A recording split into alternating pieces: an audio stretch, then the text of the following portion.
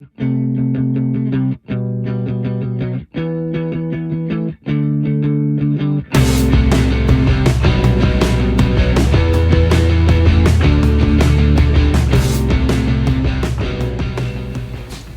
guys, welcome to Matt's Garage. This is going to be an odds and ends episode because as I was going through and checking the Bronco over, I found a lot of little things that need to be fixed. So I'm going to go through each one step by step. This episode may be over a couple days. It might all get done today. I don't know. But I'm going to start with the retainer for the vacuum modulator, which broke in half or came like this. Luckily the owner kept this, so I'm going to use this as a template to cut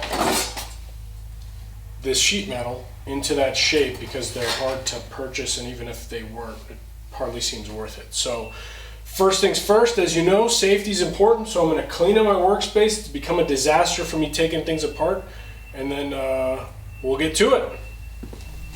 Okay, I'm just going to do a rapid run through of all the stuff I found. So this is the retainer for the close-up of the retainer for the vacuum modulator that goes in the back of the C4 transmission.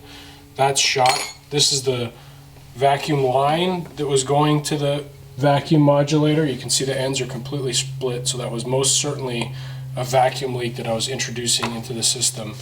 So I will replace that as well. Neutral safety switch, totally trashed. Now, I knew that. I ordered another one. They are $100 or thereabouts, and I just bit the bullet because I'm so close to having the rest of the wiring done, and that way I can have a backup light. This is the arm for the throttle kickdown lever. Nothing wrong with it, but there was no throttle kickdown lever, so I ordered one from Tom's Bronco Parts. That's on the way. Not sure if the flashers are bad, but since every other switch in this car is bad, I just went ahead and picked up a pair of flashers. Right rear brake light assembly. This connector was totally shot, so I have another one of those on order from Tom's Bronco Parts. Real quick, the sending gauge for the AUX fuel tank was out of the car when I bought it, and I just wanted to show you guys real quick the multimeter test for this. If you don't already know, you set your multimeter to the ohms reading, and then when you move the arm up and down, it should change. But it should kind of stay stable in a range, and you can see this is just jumping all over the map. It does change, so there is some reading, but that's no good anyway, so no sense in keeping that. Now let's go inside the car. Let me show you what I did. This is the turn signal switch assembly. At first I thought I could just clean it up and reuse it, but you can see the insulation's worn away, and these connectors that ride on the ring, I think for the horn, are also pretty chewed up, so that's on order from Tom's Bronco Parts. I also spent some time at the back of the car. This was how the previous owner, not the guy I bought it from, the guy before that. When I say previous owner, I mean the guy before the guy, because I know the guy I bought it from and he didn't do this, but this is how all of the trailer wiring was spliced in. It's gosh awful. So I went in and I identified all the wires back here and labeled them. I've got some 4-pin weather pack connectors on order, and I'll wire all this back up with a nice clean weather tight seal. And finally the what do you call this thing? The license plate light.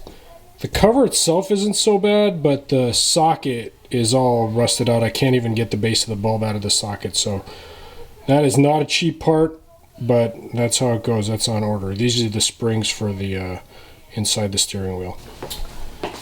Alright, that was a super quick run through of all the projects I have going right now. While I wait for the parts to come for everything, I'm going to make that retainer. I'm also going to change up some of the vacuum. Now that I understand where those two vacuum lines go down to the transmission, I'm going to make some changes to the manifold vacuum lines as well. Okay, first things first, I got to trace a pattern for this into my sheet metal to sort of minimize the number of cuts I have to make. And I think I'm going to go right there.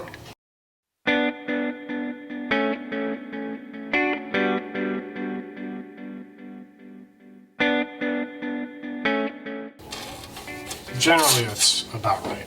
So let's get that cut out.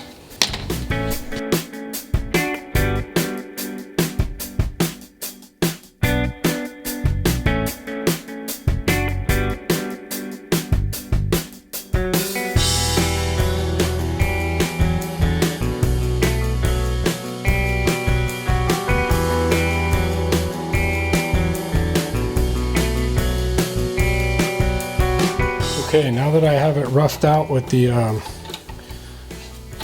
body saw, I'm going to go through and clean this up with a set of files.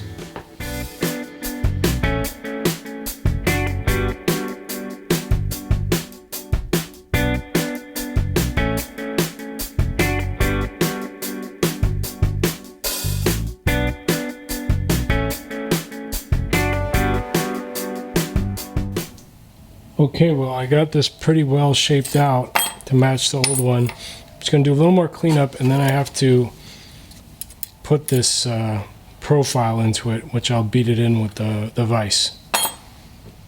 I'm not actually a big bodywork guy, but I think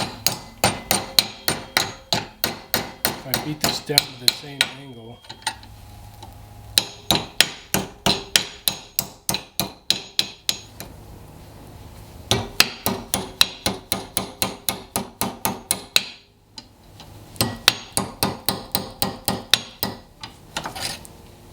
that is pretty much close enough. Now I have to bend these prongs back to the shape, and I need to figure out how to do that.